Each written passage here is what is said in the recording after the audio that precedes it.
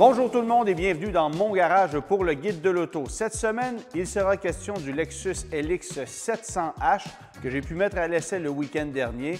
On parlera de certains véhicules électriques qui profitent encore de rabais du manufacturier alors que les crédits gouvernementaux sont complètement disparus. Mais tout d'abord, réponse à la question de la semaine dernière. Quel autre véhicule de la grande famille Ford Lincoln profite de la plateforme et des éléments techniques issus du Ford Mustang Mach-E? Bien, la réponse, c'est absolument aucun autre véhicule. Il n'y a que le Mustang Mach-E qui profite de cette plateforme de véhicules électriques. Ford n'a pas cru bon de l'utiliser sur d'autres produits, du moins pas chez nous en Amérique du Nord, tout simplement parce qu'on a connu trop de problèmes avec ce véhicule-là, qu'il n'est pas profitable. Et on a l'impression que les futurs produits électrifiés de Ford, dont on n'a aucune nouvelle, pourraient exploiter une nouvelle plateforme, une nouvelle technologie qui différerait de celle du Mustang Mach-E, qui est un produit qui a été lancé en cours d'année 2020, avant que la plupart de ses rivaux arrivent sur le marché. Maintenant, nous sommes au début du mois de février 2025, alors c'est terminé. Plus de crédits gouvernementaux disponibles actuellement sur le marché du Québec pour les véhicules électriques, ni du fédéral ni du provincial. Vous payez donc le plein prix chez les manufacturiers, mais il y en a certains qui conservent des rabais histoire de liquider les stocks qu'on a actuellement.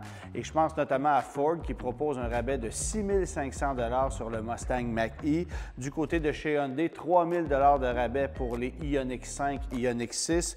Nissan, 5 000 $ avec le Ariya. Il n'y a pas de rabais du côté de la livre, cependant.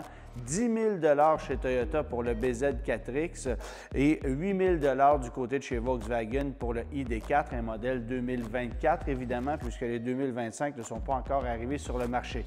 Alors, il y a encore des rabais qui sont disponibles actuellement et il faut savoir que selon le gouvernement du Québec, le crédit provincial reviendrait au 1er avril, donc 4 000 $ taxes incluses, qui représente grosso modo 3 500 $ plus taxes.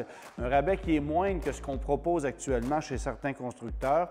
Il faut quand même considérer le fait que d'acheter un 2024 en 2025, ça vient avec une dépréciation immédiate que vous n'aurez pas si vous vous procurez un véhicule millésimé 2025. On apprenait également la semaine dernière que Kia a l'intention de commercialiser sur le marché canadien et dès l'année prochaine le Kia EV5, un produit qui ne sera pas offert sur le marché américain, dont le format est comparable à celui d'un Kia Sportage, mais évidemment c'est un véhicule 100% électrique qu'on pourra obtenir en mode traction ou en mode rouage intégral.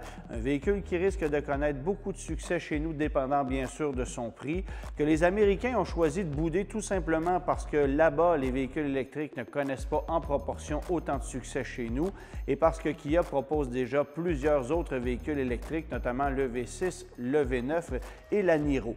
Alors, le V5 boudera le marché américain, sera donc exclusif au marché canadien et il est aujourd'hui extrêmement rare de constater que certains constructeurs vendent des véhicules chez nous qui ne sont pas offerts du côté des États-Unis. Il y a eu du côté de chez Kia jusqu'à tout récemment une Forte 5 qui n'était pas offerte sur le marché américain. On peut aussi penser actuellement au Nissan Kicks-Play qui n'est pas offert aux États-Unis. Essentiellement, c'est l'ancien Kicks, mais que Nissan Canada a choisi de continuer de commercialiser pour avoir un véhicule avec un prix d'entrée plus alléchant, ce que les Américains ont choisi de laisser tomber. Alors, les véhicules qui ne sont pas offerts aux États-Unis et qui sont offerts chez nous se font aujourd'hui très rares, mais le V5 fera partie de cette courte liste.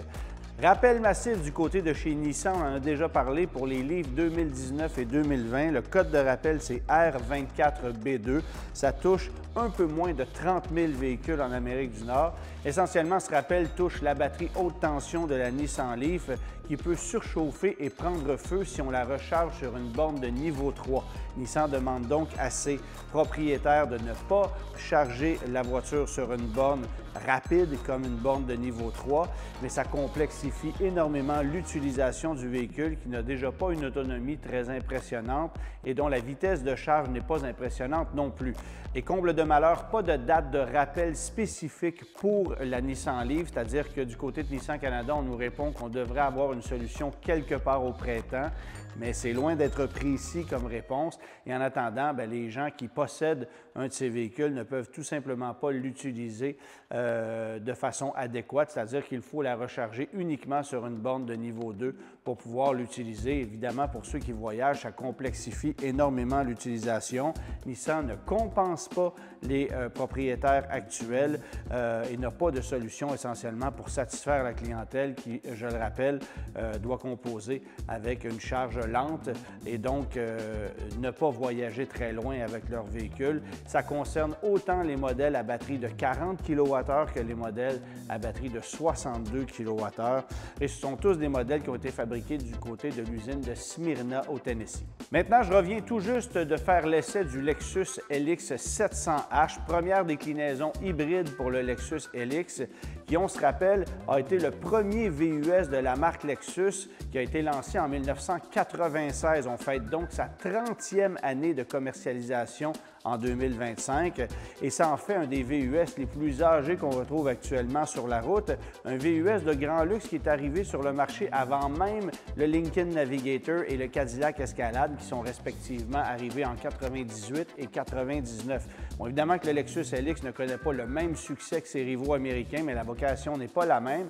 Et ce qu'on fait avec le LX pour 2025, c'est d'apporter une deuxième motorisation, donc une motorisation hybride qui permet d'aller chercher 457 chevaux et pas moins de 583 livres-pieds de couple pour une consommation moyenne combinée à 11,7 litres au 100 km. 1 litre au 100 de moins qu'avec le moteur V6 biturbo qu'on propose dans le LX 600, mais évidemment avec cet avantage d'un couple beaucoup plus impressionnant, d'un agrément de conduite supérieur. C'est un véhicule qui est quand même très solide et qui a cet avantage d'être offert en version Overtrail, conçu pour la conduite hors route.